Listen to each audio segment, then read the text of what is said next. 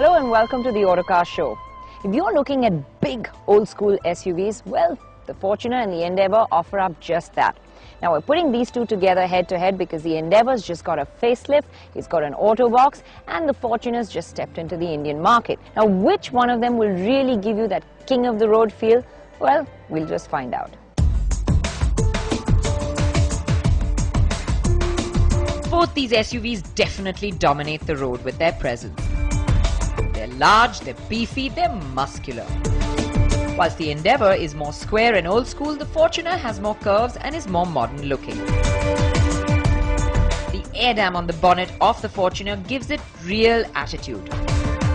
And the Endevor, even with its new bonnet, bumper and winged headlights, still looks a bit boring in comparison. Under the skin, both of them have a body-on-ladder frame, giving them the toughness and go-anywhere ability.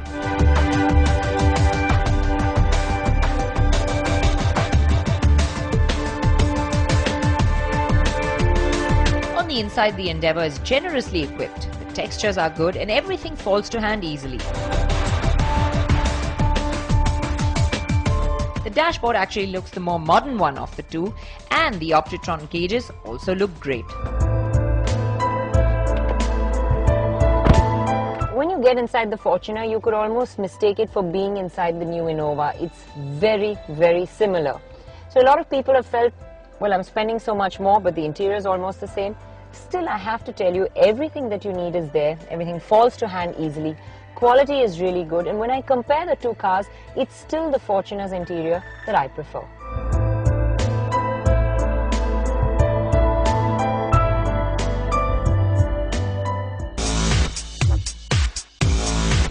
It's odd to compare an auto and a manual, but the Endevor's 3-litre motor no longer comes with a manual option. It's only the Fortuner that offers you a manual. The Fortuner's engine is a little deceptive. It doesn't really feel quick. But when you look at the figures on paper, it's surprising. It's the quicker of the two by a fair margin.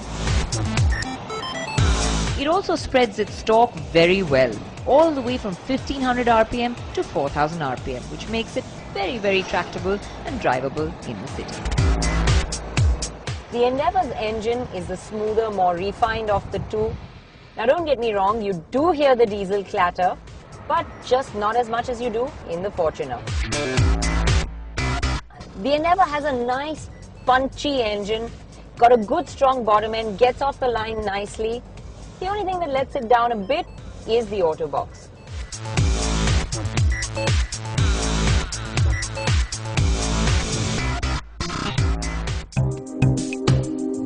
Now, both of these cars have 4-wheel drive, but the Fortuner works as an all-time, whilst the Endevor gives you the option of just driving the rear wheels.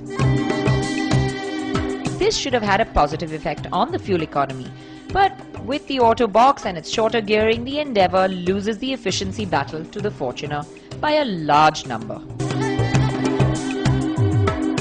So really, it's neck and neck here. One performs better and is more refined, the other one has good city habits and is vastly better efficiency. Now don't expect car-like handling from any one of these SUVs. They're old school, they're on ladder chassis, they tend to roll around a bit. But on the whole, the Endevor's body control is a little bit better, it's more together, and so it feels nicer around the corners. But this feeling comes more out of the fact that the Fortuner rolls and has terrible brakes, so you never get that feeling of security. However, its steering is much sharper and it is more settled over bumps, giving you the advantage of a better ride.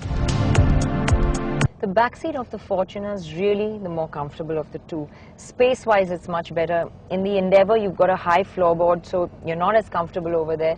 Even the third row of seats is much, much better here in the Fortuner. The second row has a nice recline to the seat as well, so you can get really comfortable in this back seat. And the ride quality itself is also much better in the Fortuner.